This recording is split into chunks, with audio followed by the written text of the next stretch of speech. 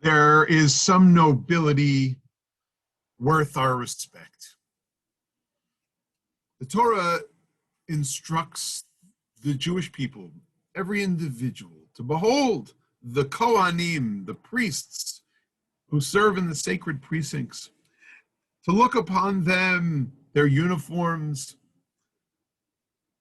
the entire picture, and sense holiness, see the sacred, call the man kadosh. V'kidashto, ki et lechem Elohecha hu makriv. Kadosh yihyelach, ki kadosh ani Adonai mekadishchem. Leviticus chapter 21, verse 8 reads, "You must treat them as holy, since they offer the food of your God. They shall be holy to you, for I, the Lord, sanctify you." This is a powerful, persuasive teaching from God, from the Torah, Moses to the people, to behold, see these people as holy. Now, why would Moses have to instruct the people to render the Kohanim holy, to look upon them as sacred, to see them in holiness, Kiddusha, to think that they should because God has provided them the possibility for self-sanctification? Is it through that self-sanctification that we are to sense and see the Kohanim as holy? Isn't holiness outside of ourselves? Not according to our tradition. In fact, it begins with the individual Jew. It begins with the individual person, his own eyes and ears, his free will, her perception, her mindfulness, her sensing that the entire framework of the religious tradition, from ritual to religious persuasion, ethos, is what creates the encounter with the sacred and provides the framework or the frame itself for assessing reality, understanding life's greatest joys and vicissitudes, for entering us into a realm of encounter, not only with the holy priest, the Kohen, who is Kadosh, but with all that is priestly, all that is ritually oriented and religiously developed through the encounter of the worshiper with the divine.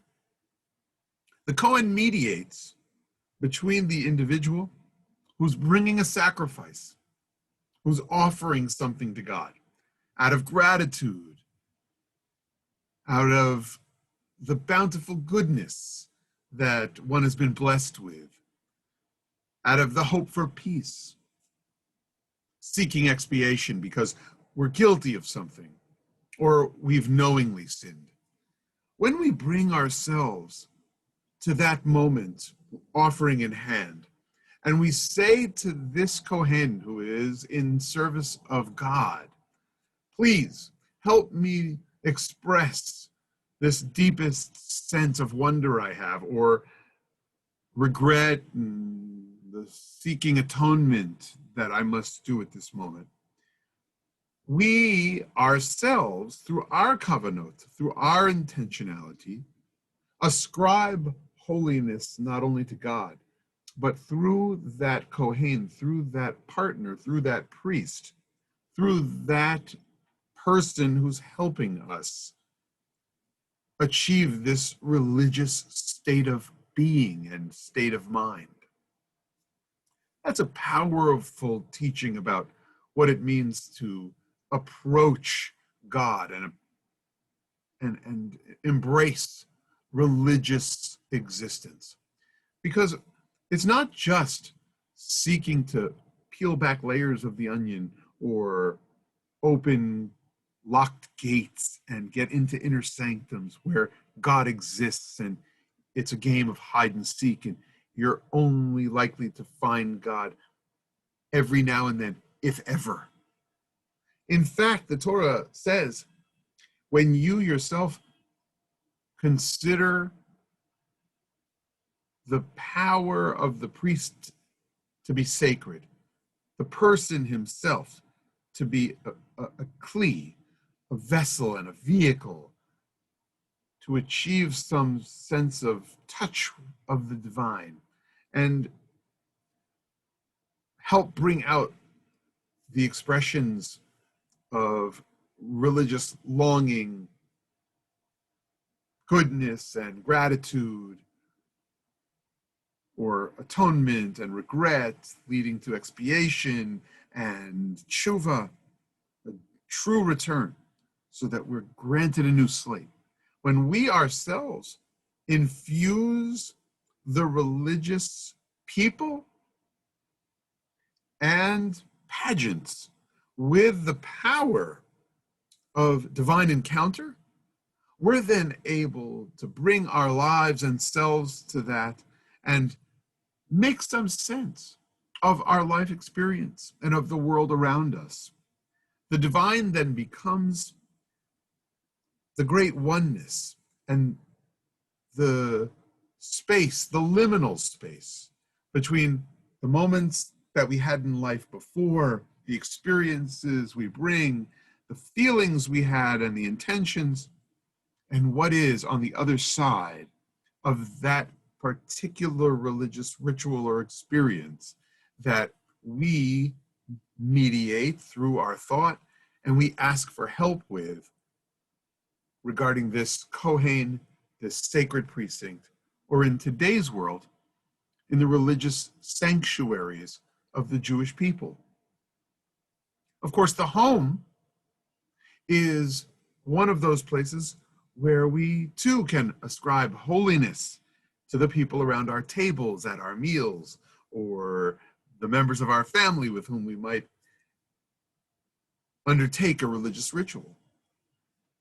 Thinking about the Torah as commanding us about the people with whom we share communal Jewish life and family life, if we're to look upon them as holy partners, kadosh, seeking God, and to create and generate feelings of religious passion, fervor, expressions of gratitude and goodness, and that the divine is meeting us, encountering us, we're encountering God in those places, whether they be the sanctuaries or the salon in our homes. We create that religious experience, and it's the divine, it's God, not sitting on some throne far off and transcendent, but the immanent presence of the Shekhinah, of the indwelling presence of God and godliness that says, we understand we were granted this opportunity. We will amplify any feelings of connectivity to others we have in the community, the love we share for the people in our lives about whom we care, who we want close to us. This is why we turn and continue to recognize the Kohanim in the community. They come up for a first aliyah.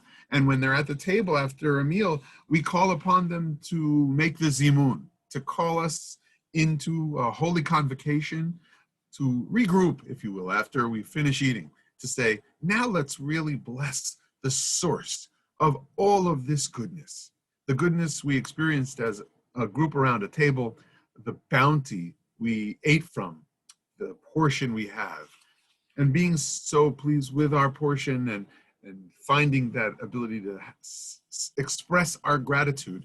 The Kohen is called upon to lead the zimun if a Kohen is at the table, according to Jewish law. Rashi will point that out for his community in Twa, when he was teaching Torah among the people in Ashkenaz, and for us into perpetuity. Here we have Rashi's commentary on the Torah that reads as follows about our verse, Kadoshi Yelecha, this Kohen will be holy to you. Nahug bo kedusha livtoach rishon b'chol davar, u'levarech rishon b'seudah. From here we take and concretize this.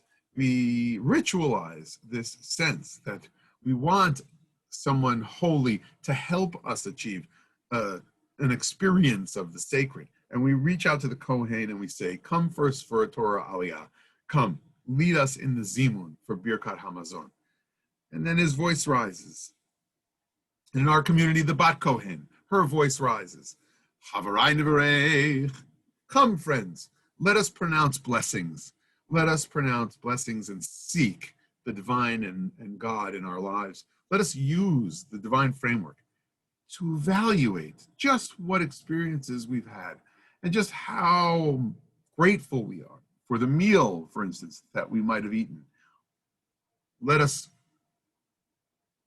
refine our way forward, refine our characters, refine ourselves in order to move forward with our lives while we are saying the words of these blessings. Because after all, liturgy and blessings, like sacrifices and offerings of the past, they are indeed words that we can seek to understand rationally, but moreover, they are gateways to access holiness and to filter our life experiences through in order to understand more about the gifts we have received and what we might do with our capacities as individuals in connection with the people we love and our community members and citizens around us. The idea that such pursuits of religious experience are at the core of our tradition may stand somewhat in contrast to outlooks over the past decades, especially in our society. It's true that sometimes people look upon religious figures, individuals, Kohanim, as being broken or sinful, as those who have given into temptation. And how could I hold such a person in esteem? The idea of the Torah is that we actually seek out those whose souls are pure, whom we can put our trust in, who can be partners on the journey, who can perform the rituals with us, make the minyanim. For routine ones like in the everyday morning minyan, and for those times of need, as in Shiva, or for gathering the minyan for a baby naming. When we reach out and find the people who are holy partners in our lives, to make the minyanim, to enjoy the Shabbat meals, to make yontif with, and to share services at holiday times, or for Yizkor, we then use our intentionality. We gather our kavanah and infuse not only the ritual with a sense of sacred, or receive through that ritual a sense of connection with the divine. We create a status for ourselves and for others as kadosh. The verse said, kadosh lach, he shall be holy for you. The other people around you in the rituals that you'll perform, if you look upon them as holy travelers, you yourself bring a sense of awe, wonder, and kedusha, separate and unique. This experience will be because, again, the end of the verse that we looked at, verse 8 of chapter 21 of Leviticus, is Ani Adonai mekadishchem. And we've discussed before this idea that God wants us to allow a sense of being kadosh to stir inside us as we participate in religious life. It is tempting to see Western culture as shedding a religious vocabulary and taking off robes and moving into a less ecclesiastical space, and even in a negative sense, shedding that dead skin like that of an old snake. But this approach may not lead to the kind of filtering of life and meaning making that theologically based religion can truly help us achieve. When we sense Kedusha in ourselves, and when we ascribe holiness to others around us, when we engage in religious ritual, we can find ourselves moving beyond even the social in terms of religious experience and experience faith as an intrinsic part of what gives us hope, helps us assess our past, plan for a different future. When we champion religious forms and infuse those forms with ourselves as holy actors among those who help us achieve that sense of the sacred, we achieve a different kind of religious identity and not just a connection to our peoplehood. Part of being a member of Am Yisrael, part of our peoplehood, is of course the religious orientation. And there is much more to it as a Jew traveling in the world. But this embrace of the commandment to ascribe holiness to those who can help us through the rituals in Jewish life that may help us achieve a sense of connection to God, who is Mikadishchem, who is the one who sanctifies each and every soul, who creates within the capacity to touch the divine and taste the sweetness in life and understand all our experiences through the lens of being a part of this wonder of creation. This is at the core of the book of Leviticus, our Torah, our Parsha Emor. And the potential exists when we truly embrace it ourselves to find Kedusha, to experience Kedusha, to find holiness, to experience the sacred, and to touch the divine. Shabbat Shalom.